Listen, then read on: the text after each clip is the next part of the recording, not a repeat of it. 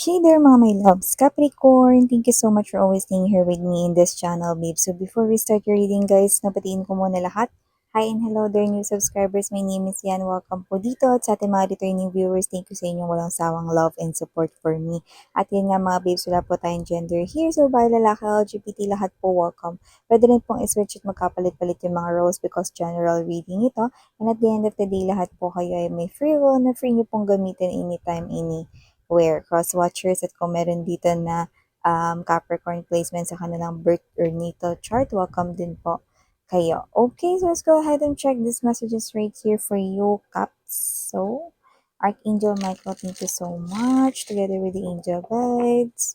By the way, mga babes, meron pa po tayong other channel. Ang link niyan ay nasa ating description box. You can check that out if you want. Capricorn. What this Capricorn needs to know? Can you please show me? Capricorn.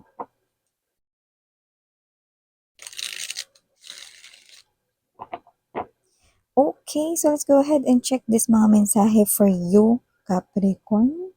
So guys, you do have here the energy of, excuse me, Empress. Wow. Also have here the Eight of Cups. Mukhang marami kang natutunan dito or natututunan. Six of Coins. 10 of Coins to the Empress. Wow. Six of Wands, Ace of Cups. Panalo, no?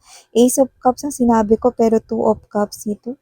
It looks like something here is about to bloom. New love ang Ace of Cups, no? And I'm seeing two people getting, na magkakilala dito, no? Getting to know each other. Bottom of the deck, Page of Cups. Seven of Swords and the Three of Cups.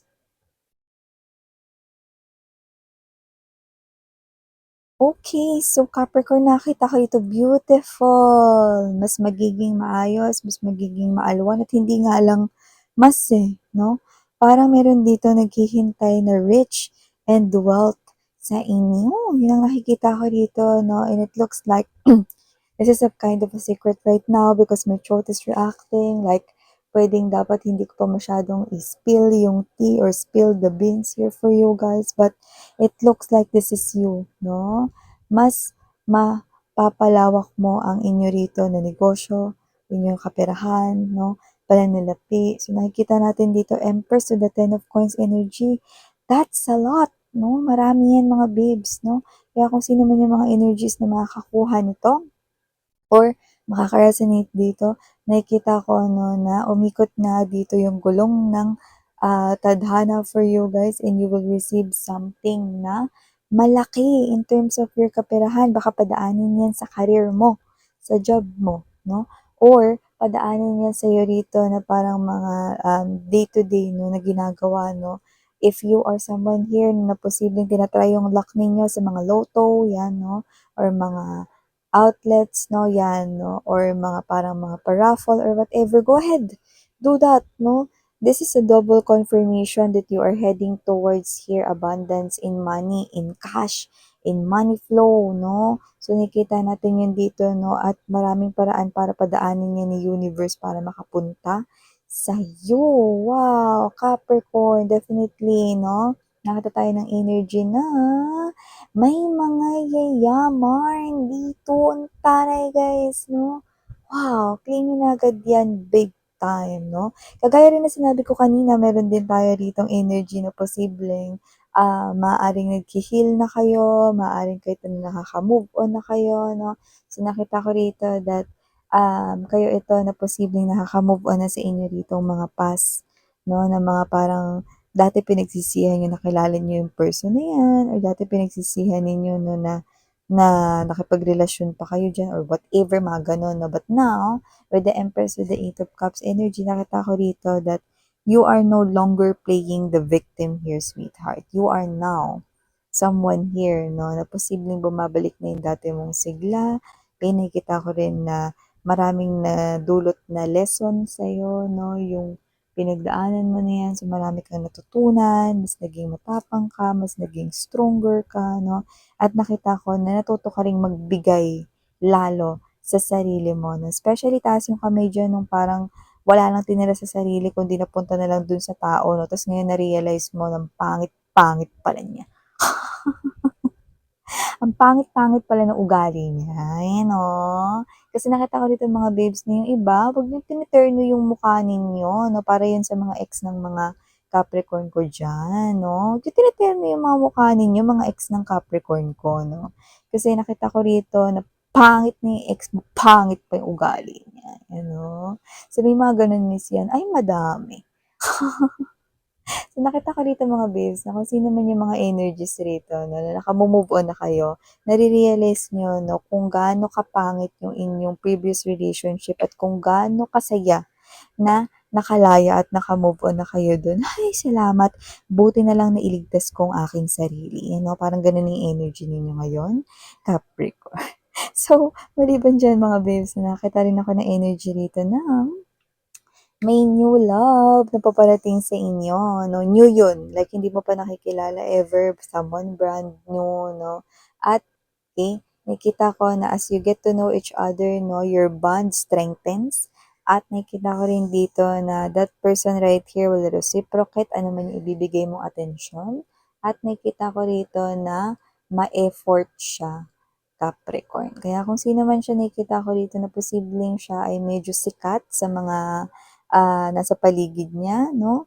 Pwedeng may itsura kasi ito with the Six of Wands energy, no? At nakita ko rin dito na posible rin na siya ay may success sa kanya ritong career or kaperahan. Medyo may energy siya rito na posibleng marami siyang likers, marami siyang followers, no? But doesn't have to be na siya ay celebrity or well-known, no? Pero may mga energies na may mga humahanga sa kanya, Capricorn. For some reason, parang may talent na nagsa-stand out. Pwede naman kahit ano yun. Pwede maganda boses niya pagkanta. Pwede rin naman na magaling siya sumayaw, marunong, ganyan, no? At kung sino man to, baka may TikTok siya, may social media siya, na-upload niya yung mga videos niya, yung mga reels, no? Yung may mga ganyan. So, nakita ko na posibleng hindi bumababa, no? Yung bilang ng mga likers, no? Sa mababa talaga. Like, laging merong likers.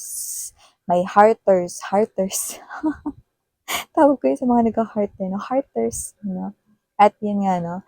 Nakita ko rito that this person right here is the one coming towards you. Nakakita rin ako dito ng energy, Capricorn, na posibleng meron dito na parang birthday, barkada, pwede rin naman na mga kaklase mo ito or whatever, no? So, kasiyahan ito na posibleng mauwi sa awayan. Huwag mag-alala, wala namang pisikalang mangyayari, no? At nakikita ko rito na puros away lang 'to 'no, pero baka may magtalsikang laway. Kasi meron ditong G na G, galit na galit 'no. So hindi ko alam kung ano talaga yung pinaka-main topic, paano mauuwi sa away ito. Pero nakikita ko 'no na, itong person na 'to 'no is posibleng magagalit siya rito at yung happy-happy rito ay posibleng mauwi sa away-away, yan 'no. So may mga gano'n, okey? So maliban diyan, ingat 'no, kasi meron akong nakikita ritong sinungaling. For some reason, hindi niyo siya kilala, pero posibleng ma-encounter niyo siya. Kung sino man siya 'no, ingat din lalo kasi ito may kinalaman sa trabaho. So, bago niyo siya rito parang pa-entertainin or, um, kumuha ng services sa kanya, more likely gano'n kasi 'yun, 'no? Alamin niyo muna kung legit yung mga pinagsasabi niya kasi nakikita ko rito na mukha lang siyang mabango pero mabaho siya. Ano daw?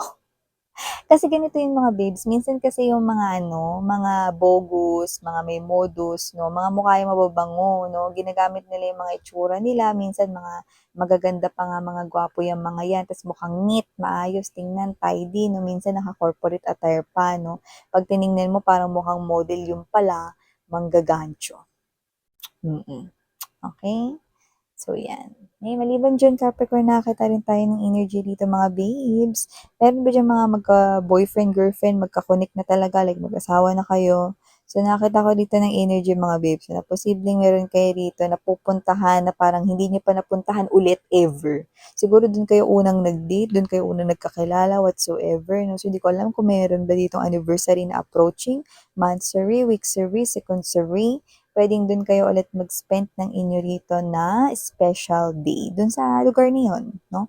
Siguro kung ngayon ay nasa ano na kayo 'no, nasa ilang wedding anniversary na kayo 'no, nakikita ko rito na posibleng bisitahin ninyo 'no, yung school kung saan kayo unang nagkita, mga ganyan 'no, or saan kayo unang nagkakilala, mga ganyan, babalikan ninyo yun. So, nakikita ko yun dito.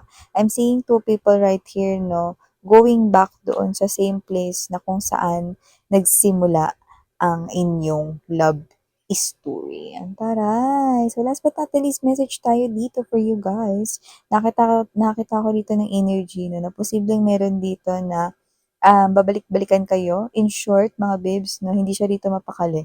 Parang siya yung klase ng energy mamadali, na parang, "Uy, tapos mo na." Yung parang gano'n yung energy.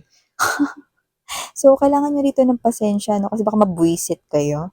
Kasi nakikita ko na namamadaliin niya kayo 'no, sa oras na meron kayong higit sa isang ginagawa, which is importante. Kunwari dalawa yung trabahong minu-multitask mo plus pa yung kanya, ta's balik siya ng balik, "Tapos mo na ba? Hindi pa? Tapos na? Hindi pa?" Na parang kada 5 minuto babalikan ka niya, 10 minutes babalikan ka niya, na parang may pressure siyang dala. Kaya i-maintain lang dito ang pasensya kasi baka mga babes 'no, mabulyawan niyo siya. So eto yung mga mensahe here for you Capricorn, again I'm Yuriana on Sarang Hill, Love in Light. Annyeong.